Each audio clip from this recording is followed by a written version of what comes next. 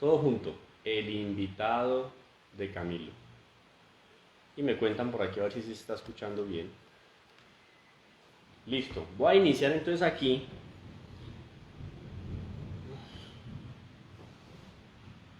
Voy a iniciar aquí con un texto. Tenemos el libro de las virtudes de San José. Este libro se los mandé a ustedes en PDF. En este libro, cuando hablamos específicamente al respecto de la cooperación de San José en la redención, encontramos algo muy interesante. A ver, quienes están ahí, hola, en Instagram, ¿qué tal se está escuchando y viendo? ¿Se oye bien? Este es el video que nos va a quedar grabado.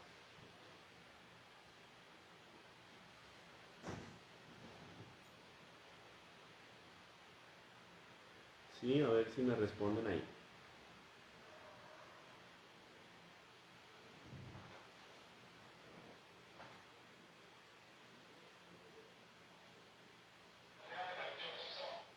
¿Sí se oye bien?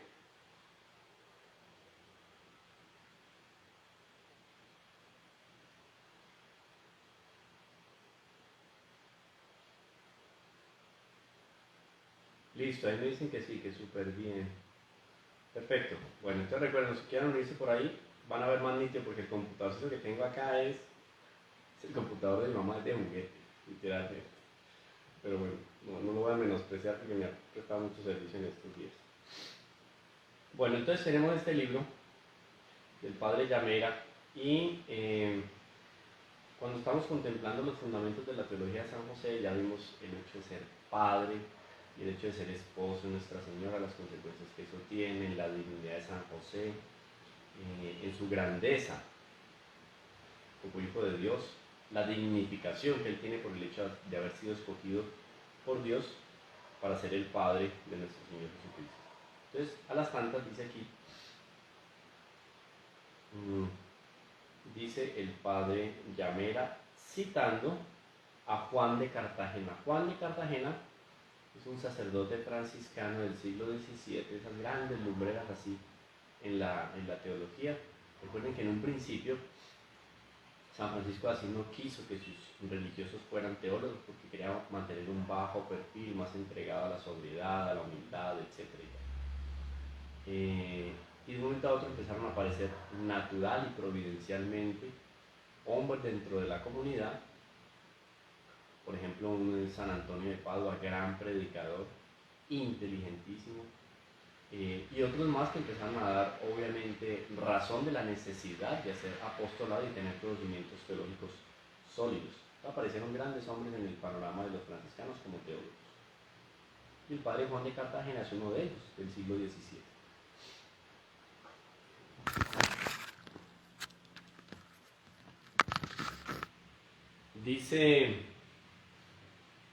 Dice el padre Juan de Cartagena, si examinamos la cosa, en función, cuando habla de la cosa, una manera teológica de referirse a un determinado principio. Y la cosa aquí es la grandeza propiamente de San José. Entonces dice, si examinamos la cosa desde la más altura teología, habiendo Jesucristo adquirido cantidad creciente de sangre día tras día, por medio del alimento con que se nutría, y habiendo sido aquella preciosísima sangre el precio inestimable de nuestra redención, es necesario conceder que San José, con el sudor de su frente y el trabajo de sus manos, suministró al autor de nuestra salud espiritual, la materia requerida para alcanzar el precio que había de ofrecer al Eterno Padre en el ara de la cruz por la reparación del género humano. Por ello, en cuanto a una pura criatura puede concederse, dice el padre Juan de Cartagena, creo que José y María fueron los principales cooperadores de la redención del género humano y por consiguiente de todo el género humano, y por consiguiente todo el género humano está sometido a ellos más que a los demás santos por un vínculo de mayor obligación. esto es un argumento de sentido común, más que tener una profundidad, es de sentido común. O sea, nuestro Señor en su humanidad santísima, humanidad, naturaleza humana, en su humanidad santísima, nuestro Señor Jesucristo se iba desarrollando, iba creciendo, tenía que alimentarse para que el cuerpo pudiera nutrirse y empezar a favorecer todas las necesidades propias del organismo. ¿Quién daba de comer a nuestro Señor? ¿Quién buscaba, procuraba el alimento? ¿Quién le procuraba también el refugio? ¿Quién lo cuidaba? O sea, ¿quién custodió ese cuerpo de nuestro Señor Jesucristo para que en un momento determinado fuera aquella ofrenda bellísima al Padre que se iba a ofrecer por el pecado del género humano? Pues Nuestra Señora y San José. Entonces hay un argumento ahí de sentido común, pero me parece muy bonito también. Y aquí hay otro argumento, dice, el amor divino de la Virgen se manifestó principalmente, como recordamos en el discurso arriba citado, al engendrar al Hijo Jesús para la redención humana y al mostrarlo al mundo. Ese es el mérito de Nuestra Señora, claro, obvio, Madre de Dios. Ahora, San José tampoco estuvo exento de este amor, pues fielmente guardó, educó y alimentó al Salvador del género humano, siendo en cierto modo, por ello, cooperador de nuestra salud espiritual. Toda la Trinidad obró nuestra redención, claro, tanto el Padre como el Espíritu Santo, acompañando al Hijo. ¿De qué manera? El Padre envió a su Hijo. El Hijo se humanó, se hizo hombre. El Espíritu Santo formando a Jesús en el seno de la Virgen. Los tres papeles primordiales de la Santísima Trinidad en la obra de la redención. También en este venerando y admirable matrimonio de María con José, toda la Trinidad, a saber, Jesús, María y José, obró nuestra salvación. Entonces, junto con la Santísima Trinidad, guardando las infinitas proporciones, está Nuestra Señora en un grado sumo y le sigue San José en esa colaboración para que el plan de salvación, la redención del género humano, pudiera llevarse adelante. Jesús, Hijo de Dios, tomó nuestra carne. María le proporcionó su propio ser. José fomentó, nutrió y educó la carne suministrada y tomada. ¿Quién pues negará que José cooperó con Jesús y María a la redención del género humano? José, esto es argumento de...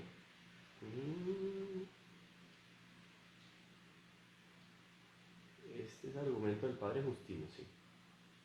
Dice, José, me atrevo a decir, nutriendo y educando a Cristo, coadyuvó, ayudó, colaboró, coadyuvó con él a la reparación del género humano. Aquella sangre preciosa que Cristo derramó en el ara de la cruz para la reparación del humano linaje y ofrecido a Dios Padre, fue adquirida por el alimento preparado con el sudor de la frente de José. Y por tanto, San José suministró al autor de nuestra salud la materia para producir el precio de nuestra redención. Y en consecuencia, fue en algún modo autor de nuestra salud. Por ejemplo, yo no tengo cómo dar una limosna en una celebración eucarística. Soy un menor de edad, un niño pequeño, no tengo... Mi mamá me incentiva, me quiere incentivar, mi mamá o mi papá me quieren incentivar a que yo lleve la limosna y colabore en el mantenimiento del templo, de los sacerdotes, en las obras de caridad. Entonces, cada que yo voy un fin de semana, entre semana a la Eucaristía, mi mamá me da un billetico, mi papá me da unas moneditas y yo voy y echo la limosna. ¿Cómo creen ustedes que Dios recibe esa limosna? Ah, no, eso la mandó el papá, el niño es un simple mensajero, no, el niño va con entusiasmo y eso es de él. El papá se le entregó, el papá le regaló al niño. Eso es propiedad del niño. Y el niño va con esa propiedad que tiene, ese dinero es de él, va a la alcancía y deposita la ofrenda. Es la ofrenda del niño. ¿Quién le dio esa ofrenda? El padre. ¿Tiene mérito el padre? Claro. Sin el padre, el niño no hubiera podido dar esa ofrenda. Pero la ofrenda termina siendo de alguna manera también del padre, de una manera indirecta. Mutatis mutandis, guardando las proporciones, aquí San José colaborando para que no la ofrenda, para que el niño diera la ofrenda, no para que el niño Jesús diera la ofrenda, no, para que el niño se ofrendara.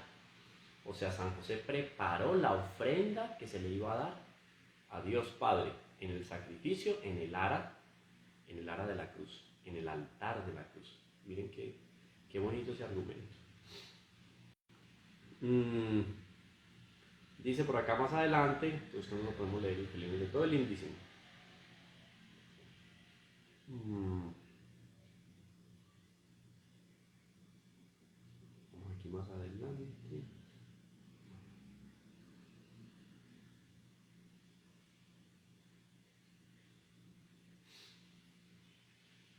Aquí hay un subtítulo muy interesante que vale la pena que lo acompañemos. Dice, el misterio de la concepción de Jesús. O sea, son hechos en la vida de nuestro Señor Jesucristo en los cuales aparece San José también.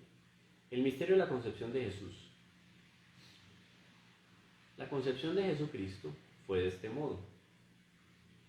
Estando desposada María, su madre, con José, antes de que conviviesen, se halló haber concebido María del Espíritu Santo. Eso lo deja clarísimo Mateo, pues no es una suposición de nosotros los católicos, no. Es palabra de Dios en boca y en pluma de los evangelistas, en este caso San Mateo. José, su esposo, siendo justo, no quiso denunciarla y resolvió repudiarla en secreto. Mientras reflexionaba sobre esto, he aquí que se le apareció en sueños un ángel del Señor y le dijo: José, hijo de David, no temas recibir en tu casa a María, tu esposa, pues lo concebido en ella es obra del Espíritu Santo. Sueños, ángeles, perplejidad interior de San José. Explica aquí entonces el Padre Llamer. El evangelista se propone mostrar la concepción virginal de Jesús, pero de paso nos presenta el corazón de José, presa de una indecible angustia ante el misterio que presencia. O sea, si no es por una revelación, ninguna criatura inteligente puede llegar a la deducción de esta maravilla de la encarnación y el nacimiento del Verbo encarnado. O sea, el hecho de que se encarnó el Verbo. Por eso, la congoja, la aprehensión que tenía San José. Su mente y su corazón se hallaban en terrible congoja, y no precisamente por el aspecto humano del caso, que ella como que está encinta, sino mucho más por la condición de su santidad y por el presentimiento del misterio tan profundo que allí debía realizarse. Aquí hay algo magno, hay algo grandioso, yo no sé y no entiendo, pero voy a seguir acompañando. Y al revelársele el misterio, se le anuncia también el destierro doloroso de su misión al lado de la Virgen y del Hijo que dará al mundo. Dice Mateo en el capítulo 1, versículo 21. Dará a luz un hijo, a quien pondrás por nombre Jesús, porque salvará a su pueblo de sus pecados. Aquí se le revela cómo su vida está ligada al misterio de la cruz, cuyo angustioso presentimiento constituirá su pasión. Es bonito porque siempre a lo largo de la vida de nuestro Señor está marcada la presencia de Nuestra Señora y Nuestra Señora acompañando con el sufrimiento el camino apostólico de Nuestra Señora hasta que llega a lo alto de la cruz. Hasta ahí está Nuestra Señora para sufrir todo lo que una criatura humana podía sufrir al lado de nuestro Señor Jesucristo. Nunca una criatura humana sufrió antes, sufrió en la época de Nuestro Señor, ni sufrirá después tanto como sufrió Nuestra Señora. ¿Por qué sufrió? Para adherirse al sacrificio del Calvario, al ofrecimiento propiciatorio de nuestro Señor, y de esa manera participar como corredentora del género humano. Otro elemento interesante en la vida de nuestro Señor: la infancia y la vida oculta de Jesús constituyen también la pasión de Jesús. Entonces, así como Nuestra Señora acompañó la vida de nuestro Señor Jesucristo y sufrió, San José también desde un principio. Ustedes imaginan que esa congoja, esa perplejidad de él delante del grandioso acontecimiento que se está dando, y él no entiende qué es lo que está pasando. Congoja, sufrimiento interior. Otro elemento, otro episodio de la vida de nuestro Señor donde se manifiesta la pasión de San José. San José actúa en los misterios de la infancia y la vida oculta de nuestro Señor. En ellos hay que poner de relieve la realidad y eficacia de su intervención, la entrega y gran solicitud con la que la realiza, el dolor físico y moral que no le abandonan y el sentido redentivo de los mismos. Entonces, quien ofrece el sufrimiento como una oración a Dios se está asociando al misterio de la redención y colabora en el misterio de la redención. Jesús necesita los brazos y la solicitud de San José. Por eso le encontramos siempre a su lado. Aquí va a decir el Padre Cartagena algo muy bonito. Texto del Padre Cartagena. Así como el Espíritu Santo fue el pedagogo de Cristo, así San José fue el pedagogo y como el educador de la infancia de Jesús, llevándole y guiándole a donde quiera que iba. Muy bonito. La naturaleza humana de nuestro Jesús se encantaba con San José y aprendía de San José. Amaba más a su Padre en el cielo gracias a la enseñanza de San José. El lado humano, su naturaleza humana, claro, crecía en gracia y santidad. Y por eso, en todas las escenas de la infancia del Salvador, advertimos no solo la presencia de San José, sino su intervención directa, su acción inmediata. Acción, si se quiere, normalmente en la vida de nuestro Señor, va a ser silenciosa y oculta, pero a la vez eficaz y constante. Silenciosa y oculta, eficaz y constante. Es cierto que San José trabajaba inundado de alegría, pero al mismo tiempo sentía su corazón desgarrado de contemplar la majestad de un Dios viviendo en una pobre cueva. Claro, preparó seguramente el pesebre de la mejor manera.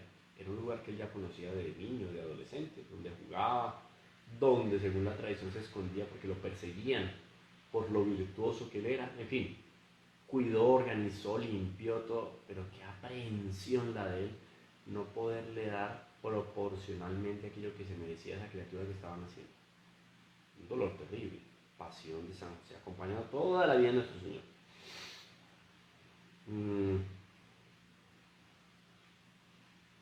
La circuncisión, cuando Lucas en el capítulo 2, versículo 21 nos recuerda ese acontecimiento. Otro episodio donde se manifiesta la pasión y el dolor, el sufrimiento de San José. Dice entonces el capítulo 2, versículo 21. Cuando se hubieron cumplido los 8 días para circuncidar al niño, le dieron el nombre de Jesús, impuesto por el ángel antes de ser concebido en el seno. Claro, nuestro Señor Jesucristo se sometió a la ley de los judíos. Y la circuncisión era una señal del pacto de Dios con su pueblo Israel. Y era un símbolo, una prefigura de lo que iba a ser el bautismo cristiano.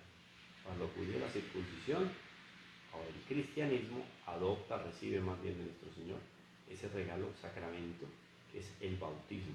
Entonces la prefigura es la circuncisión. A José le correspondía realizar en el niño este rito sagrado e imponerle el nombre, pues ejercía los oficios de padre. ¿Quién le correspondió llevarlo a dar ese sacrificio? Las primeras gotas derramadas por nuestro Señor Jesucristo. Ya con una de ellas, con una sola gota, era suficiente para redimir el género humano. Una sola gota de sangre. En ese momento el corazón de San José fue herido por esta primera sangre que derramó Jesús, no solo por el dolor del niño, sino por el presentimiento misterioso del martirio que le esperaba para liberar al pueblo de Israel, como el ángel le anunciaba. Dice el padre Cantera, la efusión de la sangre que brotó del divino niño, fue para San José espada de 2 filos que le atravesó el corazón. Pero como sabía la misión redentora que le traía al mundo, se sometió humildemente a las órdenes del cielo, viendo en aquella ceremonia sangrienta un preludio y sombra de aquel sacrificio que se consumaría un día en el ara del Calvario. San José presenciando ese acontecimiento en el cual nuestro Señor está sangrando por la circuncisión. El niño llora porque su naturaleza humana llora. Él asumió un cuerpo padeciente que tenía la posibilidad de sufrir, de sentir dolor.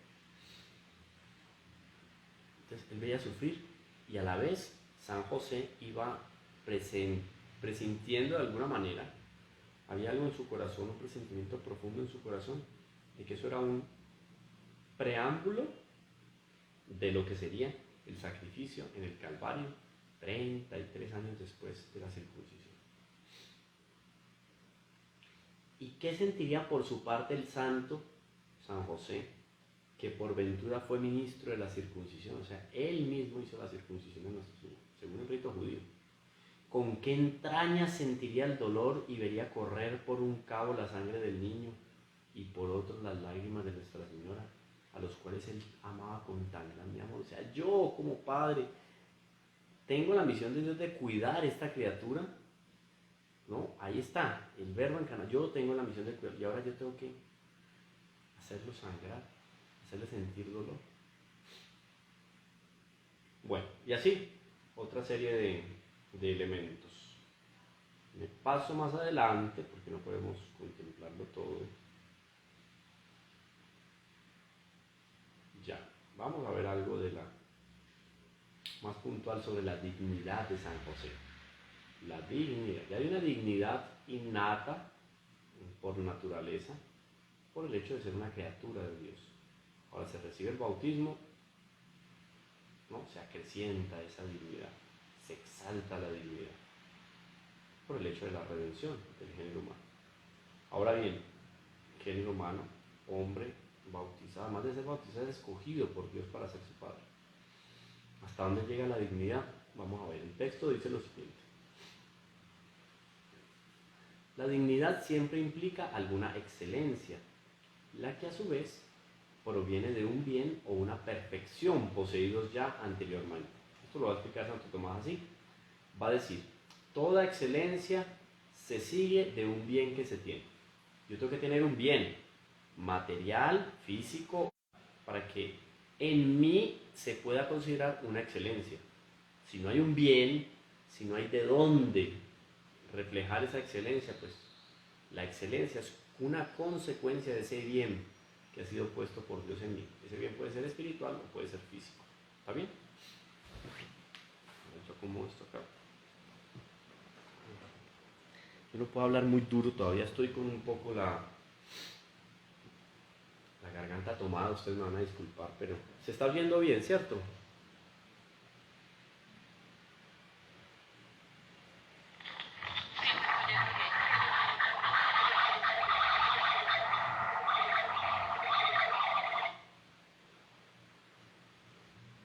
Listo, bueno.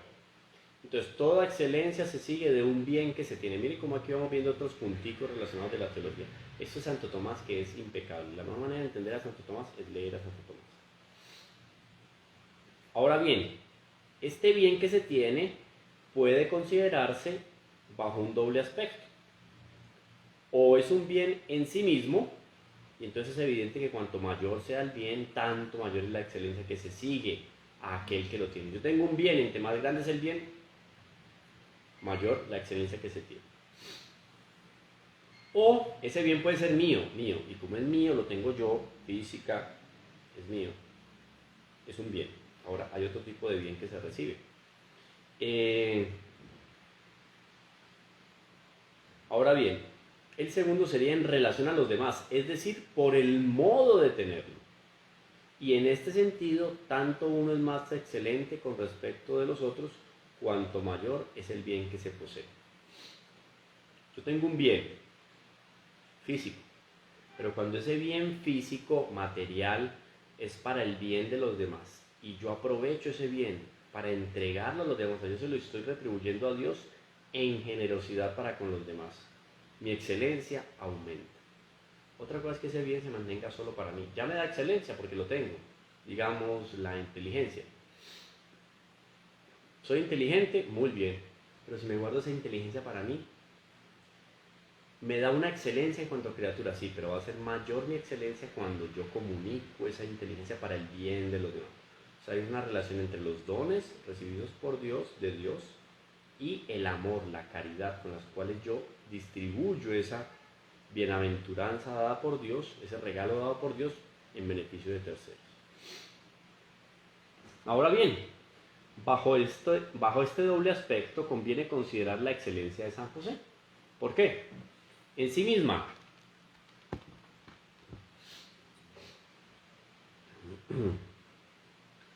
Bajo este doble aspecto conviene considerar la excelencia de San José en sí misma, lo que constituye el presente, lo que vamos a considerar inmediatamente, y en relación a los otros, que vamos a ver un poco más adelante. Vamos a ver si nosotros alcanzamos a ver todo porque el tiempo no da. Debe notarse que el bien que aquí vamos a considerar y del cual emana la excelencia de San José no es precisamente la misma gracia. La gracia de Dios es la criatura de Dios, es una participación de la vida de Dios, de la que ahora vamos a prescindir. Vamos a considerar solamente la excelencia que le viene a San José por su título, por razón del ministerio, o sea, de su misión. Título, Padre de nuestro Señor Jesucristo, y su misión, cuidarlo, su ministerio. El ministerio es la misión a él encomendada. Toda misión elevadísima, inmediatamente ordenada por Dios para algo divino, confiere por el mismo hecho e inmediatamente una dignidad proporcionada. Explico. Yo tengo una misión de evangelizar, llevar la palabra de Dios a África, digamos así, es difícil. Yo tengo ya una excelencia natural, porque Dios me dio unos dones naturales con los cuales yo voy a llevar adelante la misión de una manera más eficaz, más oportuna. Está bien, eso me hace a mí excelente. Ahora, más excelente aún me hace, como persona, como ser humano, más excelente aún me hace el hecho de que yo estoy llevando adelante una misión encomendada por Dios, independiente de cuáles son mis capacidades naturales o mis dones.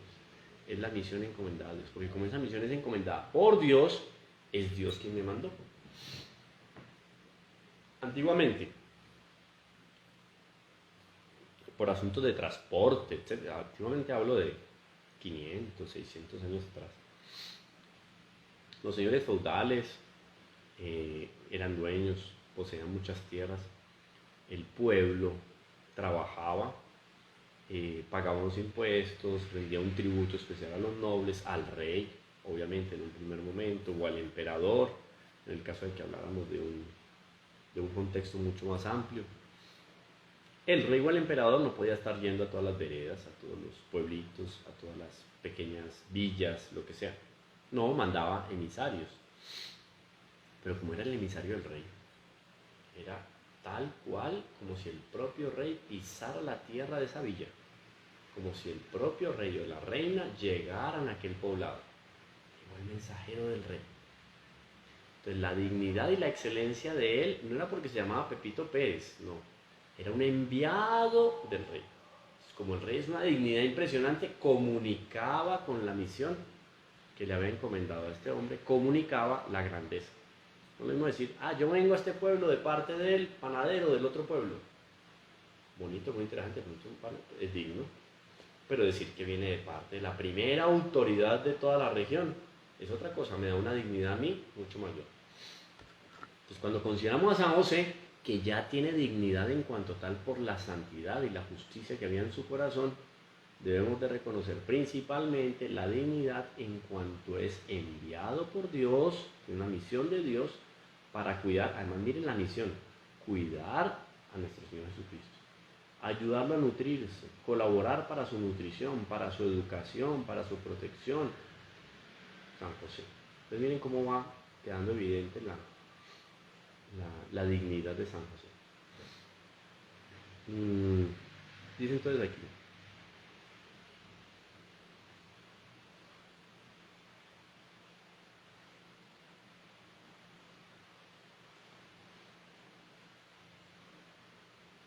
miren este texto, voy a leerlo primero y después les voy a explicar bien detalladamente. Esto es Santo Tomás en la cuestión 25, artículo 6. Dice lo siguiente. Cuanto alguien más se acerca al principio en un género cualquiera, tanto más participa del efecto de aquel principio. En el momento en que yo me acerco más a una luz, soy más iluminado. En cuanto me acerco más al fuego, más siento el calor. El mismo principio. Cuanto alguien más se acerca al principio, en un género cualquiera, aquí estoy hablando de frío, de luz, tanto más participa del efecto de aquel principio. Me caliento, me ilumino. Ahora, traslademos esto al ámbito espiritual. ¿Sí ven cómo es de lógico y de sencillo? De este principio se desprende con suficiencia la dignidad de la humanidad de Cristo y la excelencia de la bienaventurada Virgen María. Como, por otra parte, es cierto que la perfección y la dignidad de la criatura se estiman y se miden por comparación a Dios. Claro, es Dios. Todas las criaturas salen de las manos de Dios, sí, pero hay unas más perfectas que otras. Firma San José, firma, obviamente Nuestra Señora, firma San Juan. Hay unas más perfectas que otras. Dios no nos creó en serie, no. Es una obra artesanal de las manos de Dios, única. Por otra parte, es cierto que la perfección y la dignidad de la criatura se estiman y se miden por comparación a Dios. Cuanto uno más íntimamente y de un modo más perfecto se une a Dios, que es la fuente de todas las perfecciones, en tanto mayor va a poseer un grado de ¿qué? De dignidad y de excelencia.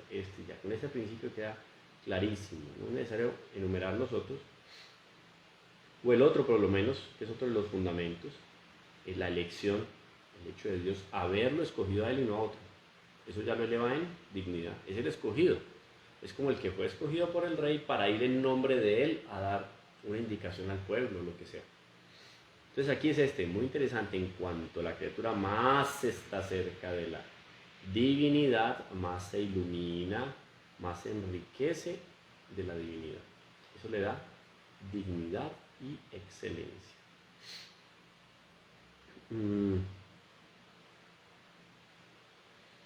Fue así, miren esto qué interesante, pero aquí hay un argumento de San Alberto Magno. Dice San Alberto Magno,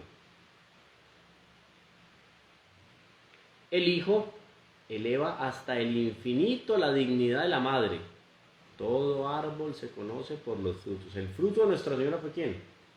Nada más y nada menos que el propio Dios. Ella es Madre de Dios. Si ese fruto es maravilloso, lo más maravilloso dentro del género humano fue aquella que lo hizo brotar y venir al mundo. Esa es la dignidad de Nuestra Señora.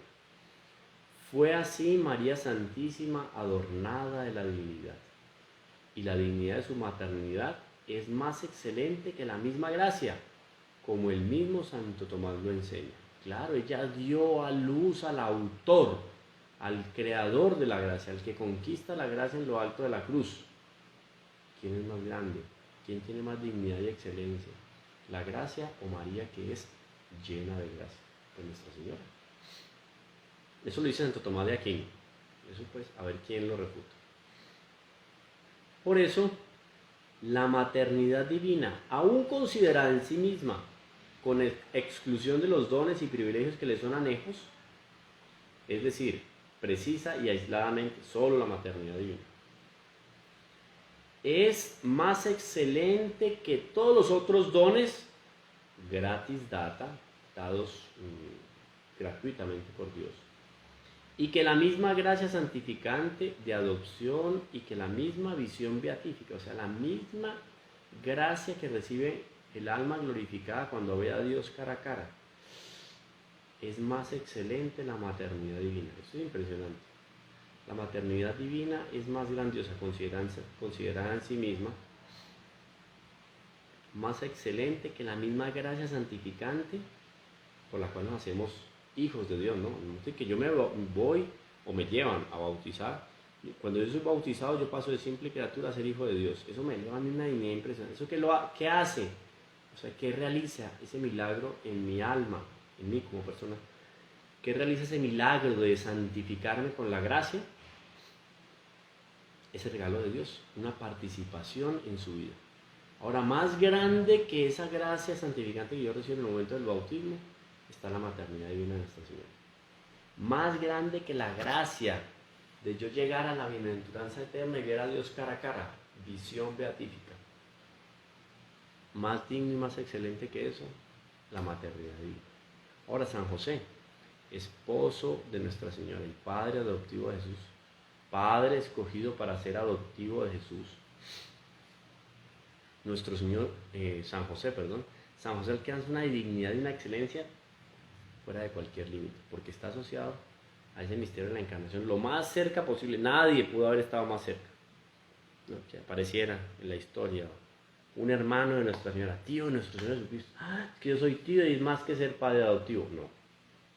¿Por qué? Porque ese padre adoptivo no fue fugaz, fue intencional. Dios lo colocó a él. Recuerden este argumento, Dios lo adoptó a San José para ser el padre de su hijo. Bueno, me disculpan que estoy todavía mal de la garganta. Bueno, este punto 3. Denme un break. Un break me tomo. Traigo una agüita aquí para tomar, ¿sí? Si tienen alguna pregunta la pueden ir haciendo que yo escucho. A ver, ¿qué van a preguntar?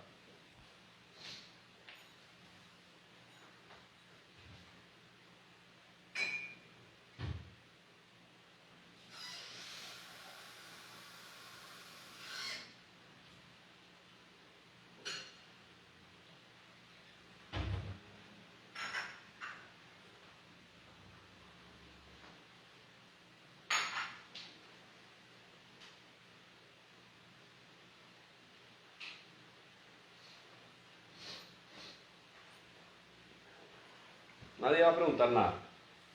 Está todo entendido, ¿no?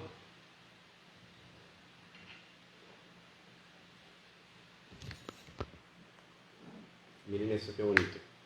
Tantas cosas que hay en San José. Hoy me pidieron una conferencia para abril sobre San José. Yo decía, no, pues tengo como yo creo que unos 15 libros al respecto de San José. Y no crean que uno vaya y encuentre los mismos argumentos, no. Son o más profundos estos argumentos, pero no de los mismos argumentos, ¿no? Hay una playa de argumentos al respecto de la grandeza de San José. Entonces, en consecuencia a esa dignidad y esa excelencia adquirida por San José, además de lo que ya su naturaleza fue premiada por Dios en función de la misión que le iba a dar o que le había dado, porque recuerden que desde toda la eternidad, cuando Dios pensó, entre comillas, para ubicarlo didácticamente, pensó en la encarnación, pensó en la maternidad divina y en San José, Nuestra Señora y San José. Entonces, en consecuencia de esa lección divina, para con esa criatura llamada José, vienen unas consecuencias. Aquí hay una muy bonita. San José tiene la máxima dignidad después de la Virgen. Oído. San José, después de la Virgen María, esto ya nosotros hemos llegado a la conclusión, ya lo hemos comentado inclusive. San José, después de la Virgen María, posee la máxima dignidad. San José, sin ningún género de duda, sobrepuja en dignidad y excelencia a toda criatura, con sola excepción de la Virgen bienaventurada. O sea, está Nuestra Señora y después de Nuestra Señora la más excelente criatura, San José. Proposición que no precisa de profundas demostraciones, sino que basta con una simple mirada a los dones concedidos al Santo Patriarca, de los que ya hemos hablado en todas nuestras clases. Su matrimonio con Nuestra Señora, su paternidad sobre Cristo, la sujeción que él tuvo al Hijo de Dios y su relación con el orden hipostático. Acuérdense, cuando hablamos de hipostático, de unión hipostática es naturaleza humana, naturaleza divina y persona divina. Eso se llama unión hipostática. Sobre la naturaleza humana, hipóstasis es eso, lo que sostiene. Sobre la naturaleza humana reposa la naturaleza divina y la persona divina. Entonces, San José, privilegios, excelencias y dignidades de San José para resaltar. San José como esposo de Nuestra Señora. El matrimonio con Nuestra Señora le hace excelencia a San José. Segundo, la paternidad para con nuestro Señor Jesucristo. Tercero, la sujeción, o sea, el cuidado que él tuvo entregándose a nuestro Señor Jesucristo para cuidarlo, para consentirlo, para protegerlo, para guiarlo, para alimentarlo. Y por último, no siendo solamente estas cuatro, sino muchas más, la relación que tiene San José con el orden hipostático, con esa unión hipostática. O sea, en ese misterio está él, ahí está San José. Está Nuestra Señora como Madre de Dios y está San José también ahí. Bueno, muy brevemente esos títulos de San José. ¿Sí? Primero, esposo de la Madre de Dios. La dignidad de Madre de Dios toca casi en lo infinito. Yo no lo decía. De la Virgen pueden decir todo menos que Dios. O sea, que toca en lo infinito, casi en lo infinito. La dignidad de Madre de Dios toca casi en lo infinito. A ella se unió San José por verdadero vínculo conyugal. De ahí que vamos a encontrar un argumento de San Juan Damasceno. Él escribe muy lindo sobre esto. San José iba a decir lo siguiente: San José, esposo de María, nada mayor puede decirse. Nada mayor puede decirse. Esposo de Nuestra Señora. Lo dijo todo. Qué dignidad, por Dios, cuidar a la Madre de Dios. El mismo León XIII testifica: no solo Dios hizo a José partícipe de la dignidad de la Madre de Dios, sino que a tal dignidad no hay duda que llegó San José más que ningún otro. O sea, San José era. ¿Por qué? Porque fue preparado por Dios para esa misión especialísima. Ser esposo de Nuestra Señora y ser custodio, estar sujeto a Dios, nuestro Señor, y hacerse partícipe dentro de ese misterio de la unión hipostática. Bueno.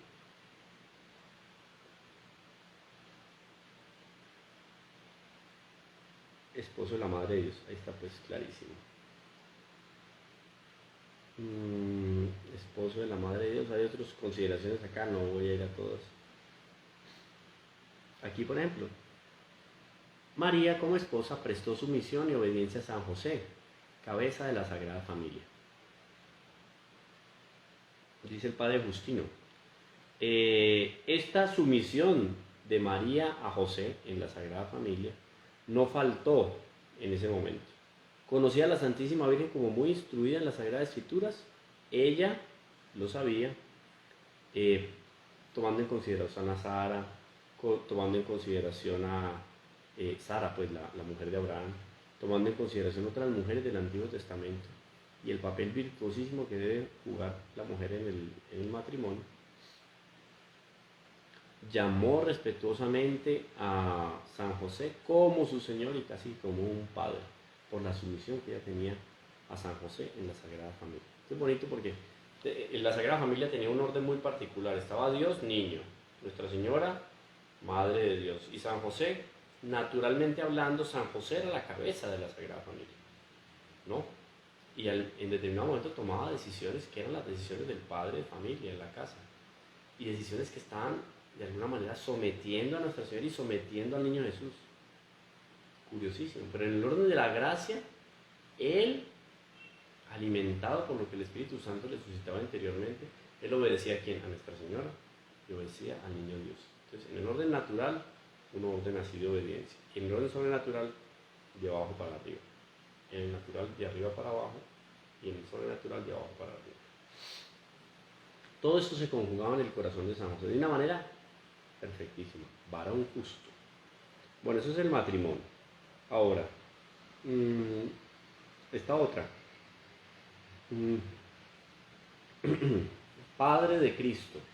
San José no solo obtuvo el nombre y la estimación de Padre de Cristo, ya hay mucho que decir, pues.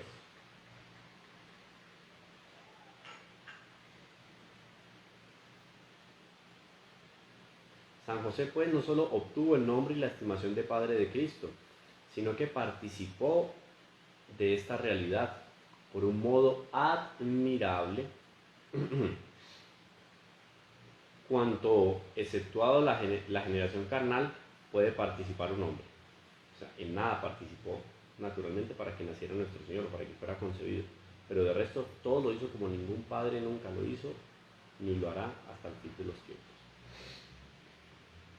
De su título de Padre del Verbo encarnado, se desprende una excelencia máxima. No tanto porque sea título de todo modo indebido, sino al contrario, porque entre los humanos es el de Padre, el más honroso de todos, ya que importa entre los hombres, o sea, está relacionado, ya que importa entre los hombres relaciones más íntimas y estrechas. La excelencia, además, que se adquiere es tanto mayor cuanto más elevada es la persona a quien se sirve y con quien se trata. Mayor, perdón, mayor la continuidad y abnegación de los beneficios y servicios prestados. Y finalmente, más alto y perfecto es el título en que se apoya. Así ocurre en el grado más excelente por razón del título matrimonial. Entonces, toda esa generosidad en San José, como padre adoptivo de nuestro Señor, redundaba en él. Fortalecía el lazo que existía de paternidad para con el divino niño. Todo acto de virtud de San José hacia nuestro Señor fortalecía ese lazo de tal manera que como que se devolvía la generosidad que él tenía para con el Hijo de Dios y aumentaba él en gracia y de unión con Cristo. Claro, porque la persona entre más practica la virtud, más está unida a Dios. Entonces él cada vez se quería unir cada vez más a Dios por esas prácticas de virtud. Entonces iba fortaleciendo siempre ese lazo y ese vínculo de padre y de hijo. Bueno.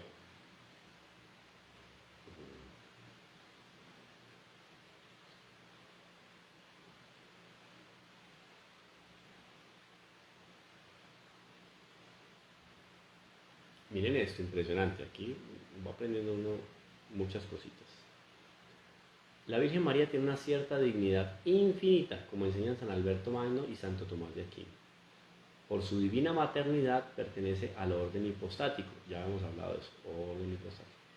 Y esta es la raíz y suprema razón de todas las gracias y privilegios que le fueron concebidos, superando su maternidad en excelencia a la gracia santificante, a la visión beatífica, al sacerdocio de la nueva ley y a la misión de los apóstoles. La maternidad divina de Nuestra Señora está por encima del orden sacerdotal. En ella radica también su cooperación a la redención del género humano y su maternidad espiritual sobre todos los hombres. Calcúlese por aquí la excelencia a que se encumbra San José, incluido también por disposición divina en el orden hipostático. Esta es la raíz de todas sus gracias y privilegios, al mismo tiempo que de su cooperación a la redención del humano linaje y de la paternidad espiritual que Dios le ha concedido sobre toda la Iglesia de Cristo, patriarca de la Iglesia. Esta cooperación a la redención del género humano es el coronamiento de la amplísima e inestimable dignidad del Santo Patriarca, que nutrió con el trabajo de sus manos aquella carne que Cristo ofrendó al Padre en el ara de la cruz y apacentó con el sudor de su sangre aquella sangre tan copiosamente derramada por nosotros. Bueno,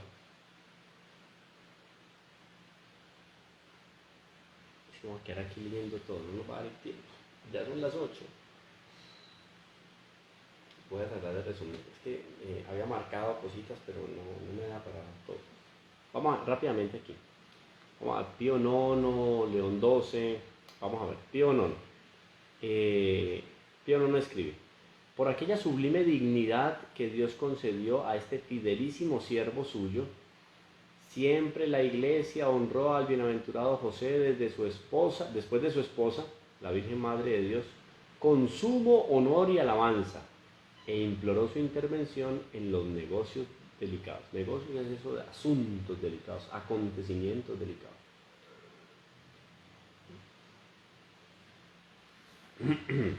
León XIII. Ciertamente la dignidad de Madre de Dios toca tan en lo excelso que nada se puede concebir mayor.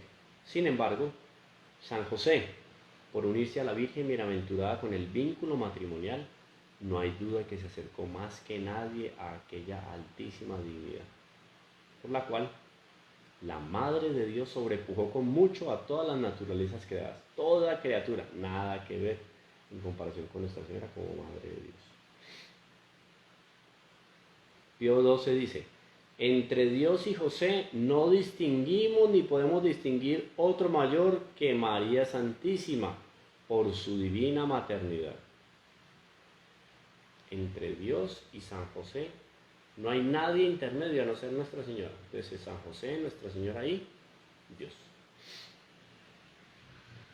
El Concilio Vaticano I dice: nadie ignora que el bienaventurado José, por una singular providencia de Dios, fue elegido entre las demás criaturas para ser digno esposo de la Virgen Madre de Dios y Padre del Verbo encarnado, no por generación, sino por caridad, por adopción y por derecho de matrimonio. Termino por ahí esta primera parte. Vamos a nuestra segunda parte. Me siguen escuchando. Ahí en Instagram estamos conectados.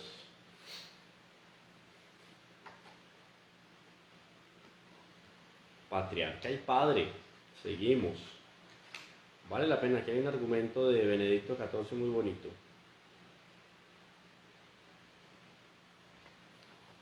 Dice aquí: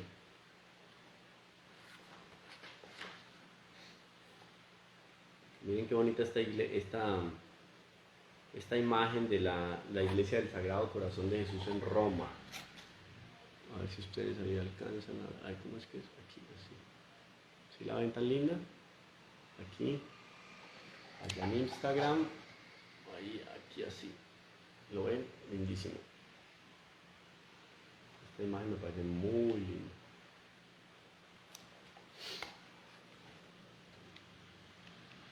Patriarca y padre de la Santa Iglesia. Cuando las Sagradas Escrituras denominan a alguien patriarca, parece que quiere unir en la misma persona las prerrogativas de un padre y la grandeza de un monarca. Poder, generosidad, no solamente poder, tiene poder, obvio, porque tiene influencia, tiene posesiones, es verdad, administra un reino muy grande, es verdad. Pero el verdadero rey es aquel que es capaz de llegar hasta lo más menudo del pueblo. O sea, encontrarse con el pueblo, con lo menudo, y saberlos apoyar para que se hagan personas excelentes. Entonces las Sagradas Escrituras denominan a alguien patriarca. Parece que quieren unir en la misma persona las prerrogativas de un padre y la grandeza de un monarca. Al igual que Adán, Noé, Abraham, Isaac, Jacob.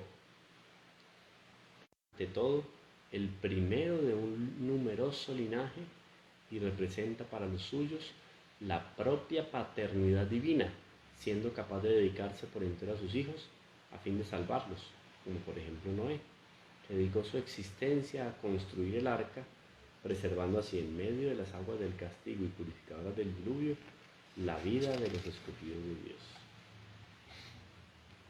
Ahora bien, San José fue declarado patriarca de la Iglesia. Vamos al documento. Benedicto XIV, esto es en el siglo XVIII. Miren el texto de Benedicto XIV, dice: le corresponde a San José por derecho y por mérito ser llamado patriarca, porque fue tenido por Padre de Cristo, Señor nuestro, que es cabeza de los elegidos y predestinados. Benedicto XIV, siglo XVIII, al respecto de San José como patriarca de la Iglesia.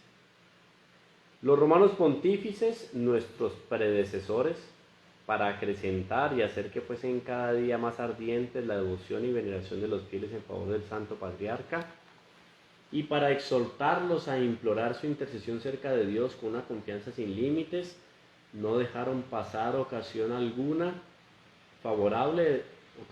y favorable para dar nueva y mayor publicidad a este culto. La primera parte era Benedicto XIV, la segunda es Pío IX, en el documento Quod Magmodum Deus, que es el que recuerda el Papa Francisco en su documento sobre San José. Cuando lo nombra patriarca lo nombra patrono de la Iglesia, a San José. Bueno, continúa aquí entonces el texto. Ahora bien, San José ha sido oficialmente declarado patriarca y patrono de la Santa Iglesia, título que contiene un profundo significado todavía no descubierto a los ojos de los hombres. En efecto, su paternidad empezó cuando dio su consentimiento a la concepción del Hijo en el seno de María y recibió a Jesús como hijo suyo. Y esta paternidad fue sublimada por el mandato divino de ser Él quien impusiese el nombre al niño Dios. Esta vinculación con el Verbo encarnado lo pone en una relación muy estrecha muy estrecha con la iglesia, pues por el hecho de ser padre de Cristo, San José también lo es de su cuerpo místico. Claro, ¿cuál es el cuerpo místico de Cristo? Deducción lógica. ¿Cuál es el cuerpo místico de Cristo? Escucho, alumnos. ¿Cuál es el cuerpo místico de Cristo? La iglesia. La iglesia. La iglesia. La iglesia es el cuerpo místico de Cristo. ¿Quién es el Padre de Cristo? San José. Por lo tanto, ¿quién es el Padre de ese cuerpo místico de Cristo? San José. Nuestro Señor Jesucristo comunica esa dignidad dignificando a San José en función de la relación que él tiene con la segunda persona de la Santísima Trinidad. Entonces, patrono y patriarca de la iglesia. ¿Está bien? Seguimos.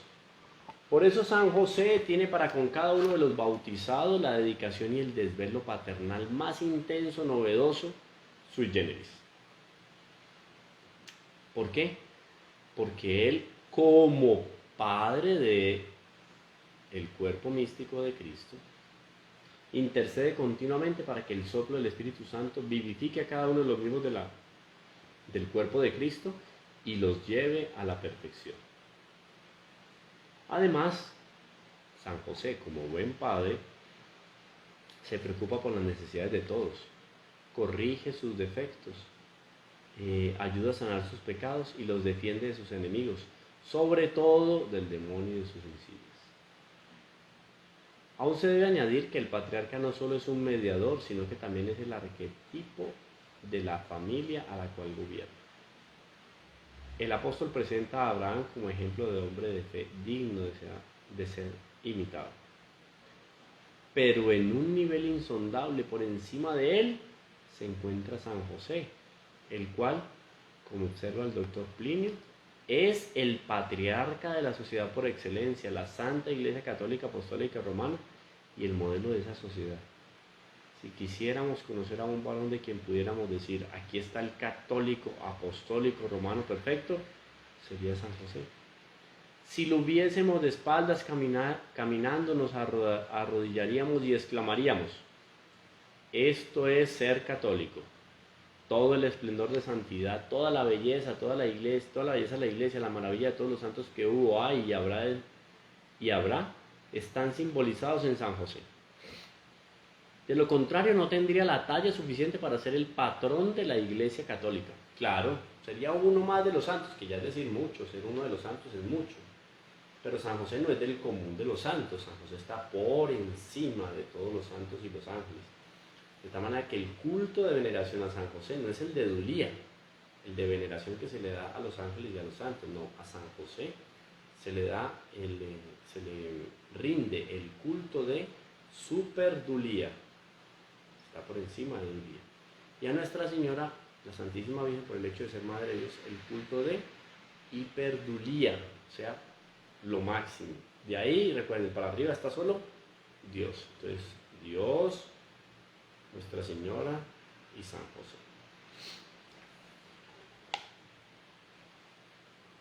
En este sentido se puede afirmar con seguridad que cuando la Iglesia necesitó una ayuda especial ante las dificultades y persecuciones, allí estuvo su santo patriarca como poderoso intercesor, y singularísimo protector, infundiendo un ánimo irresistible a los soldados de la fe para que se vencieran a sí mismos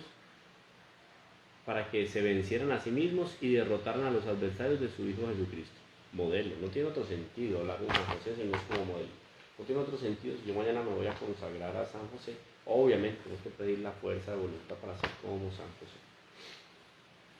Bueno, quedan 20 minuticos.